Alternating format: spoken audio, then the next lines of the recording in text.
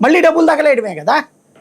నువ్వేం చెప్పాలి, జగన్ ఏం చెప్పాలా, అయ్యా అక్కడ అడ్మినిస్ట్రేషన్ పెడుతున్నాడు, ఎస్ మేము కూడా అడ్మినిస్ట్రేషన్ కంటిన్యూ చేస్తాం, అభివృద్ధి పరంగా మావిగని తయారు చేస్తాం, ఈ ముక్క చెప్పాలి. నువ్వు అట్లా కాకుండా ఇప్పుడు మళ్ళీ కొత్తగా కడతానంటే ఇప్పుడు అక్కడ పోసింది తగలేస్తారా? ఇప్పుడు అక్కడ దాదాపు 45-50 వేల కోట్లు ఖర్చు పెడుతున్నారు. ఇంకొక 20-30 వేల కోట్లు చంద్రబాబు ఉండగానే కనీసం 70-80 వేల కోట్లు ఖర్చు పెడతారు. ఆయన $3 ట్రిలియన్ ఖర్చు పెట్టాలన్నారు నిన్న ఎక్కడో మీటింగ్లో.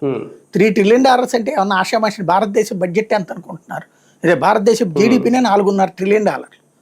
అట్లాంటిది అక్కడ $1 ట్రిలియన్ అని చెప్పి కేంద్రం అంటుంది, మేము $3 ట్రిలియన్ అంటున్నాం అన్నది వీళ్ళే వైసీపీ వాళ్ళే ప్రొజెక్ట్ చేస్తున్నారు. చంద్రబాబు గారి స్పీచ్ని అట్లాగే వివిధ ప్రదేశాల్లో ఆయన మాట్లాడిన మాటల్ని. సరే అంత చేయలేరు, కానీ ఇప్పుడు 70-80 వేల కోట్లు తీసుకొచ్చి తగలేసి రోడ్లు పోసి కాలువలు కట్టి, భారతదేశంలో ఎక్కడా కూడా రాజధాని కోసం ఎత్తిపోతలు కట్టింది మొట్టమొదటి రాజధాని కాబోతుంది. అదొకటి రికార్డు, వరల్డ్ రికార్డు. వరదల్లో వచ్చేస్తే అని తెలిసి ఆ ప్రదేశాన్ని ఎంపిక చేసి వరదలనే దారి మళ్లించే రాజధానిగా కూడా రికార్డు ఉంటుంది. దానికోసం ఎత్తిపోతల పథకాలు, దానికోసం రిజర్వాయర్లు కట్టేది.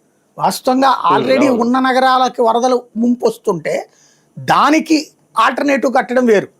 కానీ నగరం లేదు, నగరం కడదాం అనుకుంటున్నాం, ఆ నగరానికి వరద ముప్పు ఆల్రెడీ ఉంది, ఆ ముంపు నివారణకి ముందుగా మేము ప్రాజెక్టులు కట్టి ఆ పైన నగరం కడతాం అనేటువంటిది కూడా